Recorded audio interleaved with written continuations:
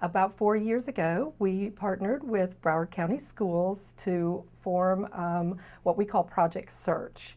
It is designed for students with special needs between the ages of 18 and 22 to come and work in our hospital in real positions within the hospital, and so that we can train them to become employed, to become more independent, so that they can get productive work in the future, either with us or with another organization. The relationship between the school board and Memorial has been absolutely phenomenal. They are totally supportive of everything that we have needed. They have provided a teacher on site for this program, and the students are here the entire school year. So they're here for the 9 months, and about every 9 weeks they rotate positions through the hospital. We also have a job coach to help them with that. But the school board has a school bus that brings the students here every day. They arrive about 8 in the morning and stay until about 1:30 in the afternoon. So they really put in a full day's work, 5 days a week, and they're really an integral part of our employment base here at Memorial. This program has an exceptional amount of value for both the students and for our organization. The students obviously get real work-life experience here, not only just going to work and performing the same tasks as the coworkers that are beside them, but in the fact that they're learning how to maneuver through a hospital, they're finding their way to cafeterias, they're getting lunch, they're purchasing things, they're understanding how to get along in a social environment in the workplace. And that is an invaluable skill for them. I think that's the thing that we see they grow the most throughout the years that they're here, because many of them spend 2 or 3 years here. Some of them get employment with us when that's over. Some actually get employed even, we had a student this year that just got employed at Home Depot, and he left us about a month before the program was over. But we're thrilled at the opportunity that these children are getting to get real work. The benefit for us, when we started this program, we had decided who was going to be a mentor to the students.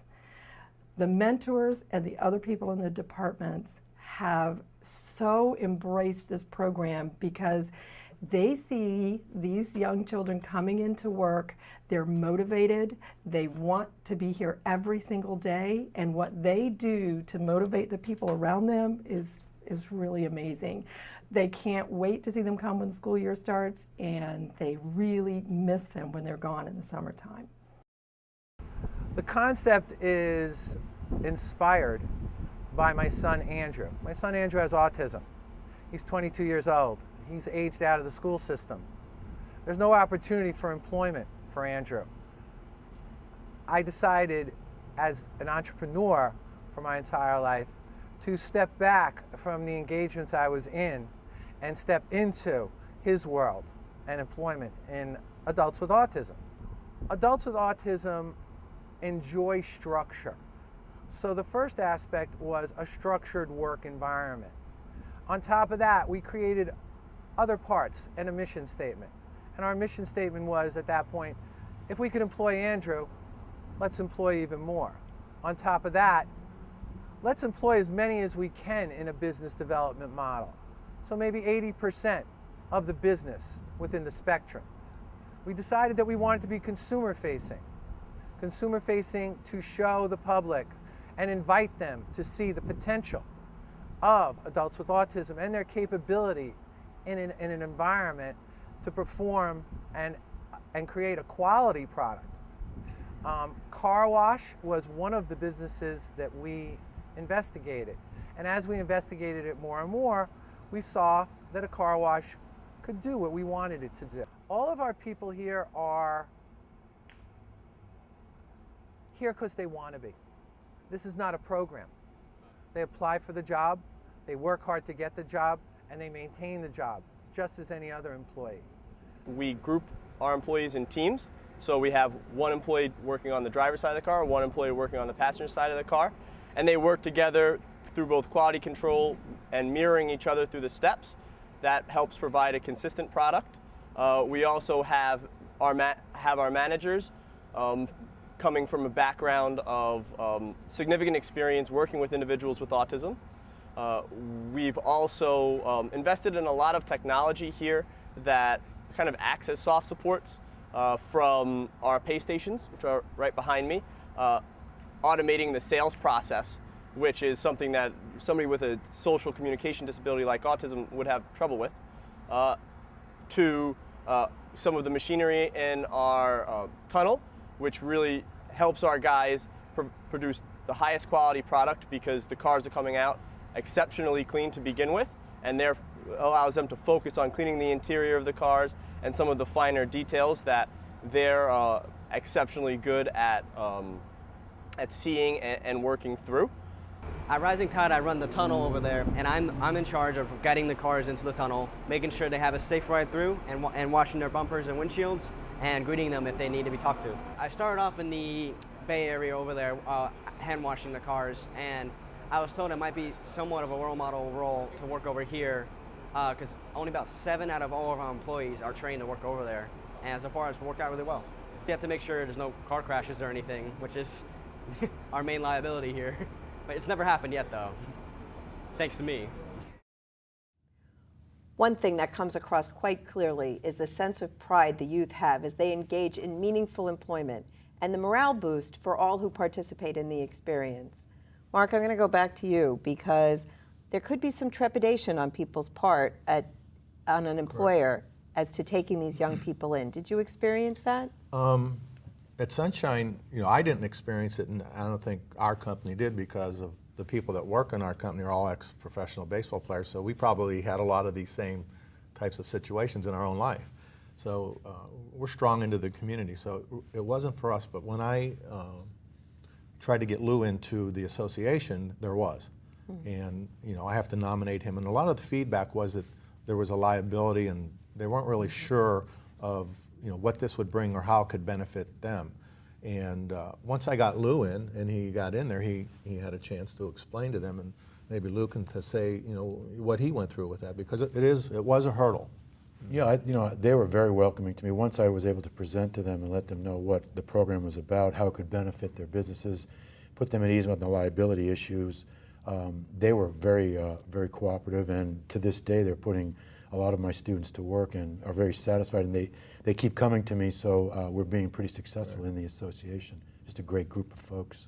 Walter, you've got a group of lawyers there, so I hope they weren't afraid of liability, but perhaps there were some other things, maybe the work wouldn't get done, or what would happen? We had concerns about whether the work would get done, would youth stay on task, if the youth special need included emotionality, how would that be dealt with, or communication.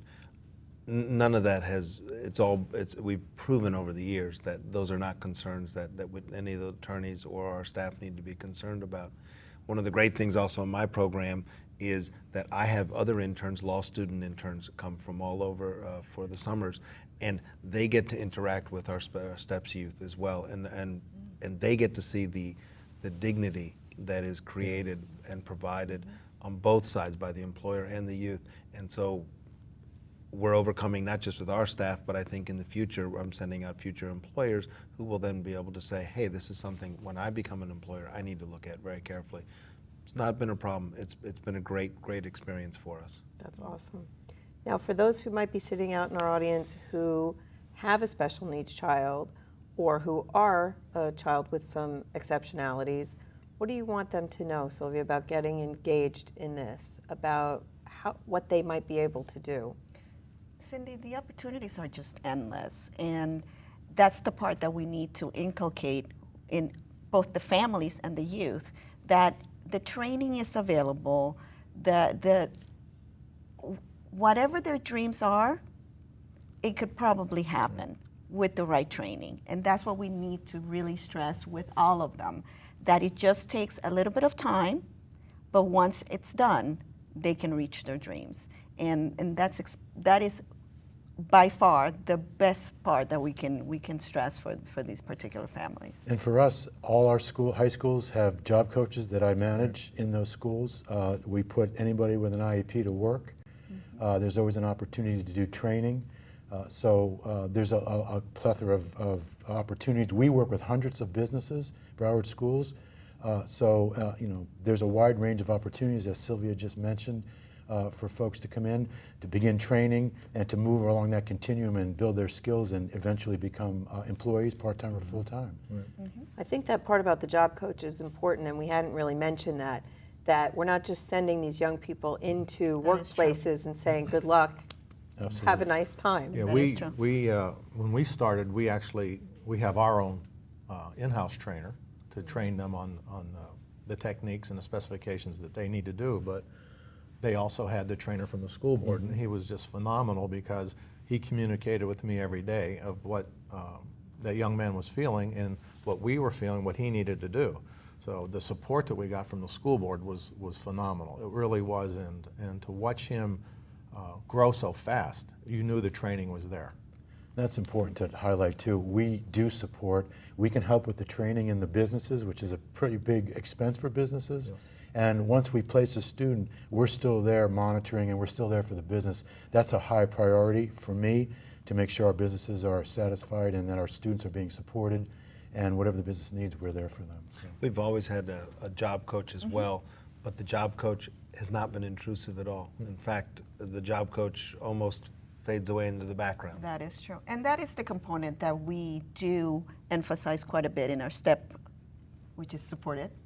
That's where the acronym comes from. It's the job coaching opportunities. It's in a 1-to-4 ratio, and we have to ensure that at the end of the day, businesses are in the business of making money. So we have to ensure that the job, whatever it is going to be completed each day. So we put our monies where we think is absolutely necessary, and we speak for that. It's $1.4 million that the Children's Services Council puts in specifically to put young people with special needs to work, and it's paying off. Nothing more powerful than that experience to get students into a job. We can't do it on a school campus. We can't do it in a classroom. They build skills. They get opportunities in that experiential learning environment of the workplace, the real workplace. Nothing builds students and employability skills like an actual job. And I think through Children's Services Council and Broward Schools partnering with this, it's huge. I would challenge any district across the country to match the partnership that we are involved with. We are, from my side, very proud of it. And I know working with Silvia and before Herman, it's just been awesome. So we're really proud of what we're doing in this county. I am as well. I mean, going to the graduation for STEP always chokes me up, both from hearing from the employers, from the employees, from the children, from the parents. I mean, it just is such a win-win-win-win-win situation. Absolutely. And I think I do want them to know too about the broad array. We've talked a little bit about, in your line of work, you're cleaning, they're out there physically doing things. We heard from the hospital, we've heard about office work, but there really is a broad array of industries that are involved here.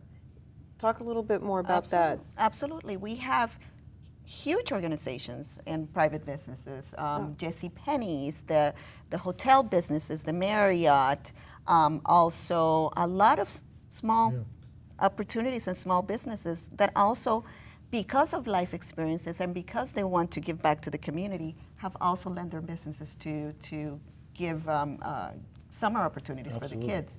Which is great. So there are opportunities with businesses large and small. There are opportunities for children of various exceptionalities. So just get involved.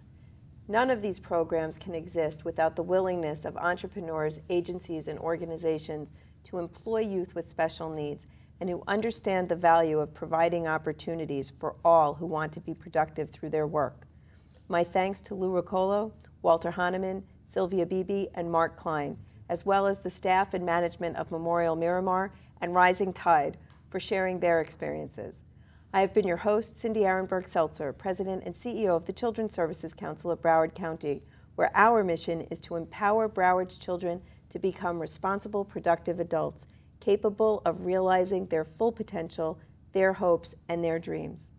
For copies of this program or any other episode of Future First, please call the Children's Services Council at 954-377-1000 or visit www.cscbroward.org. I hope you'll like us on Facebook, and remember to join us next time on Future First, Focus on Broward's Children.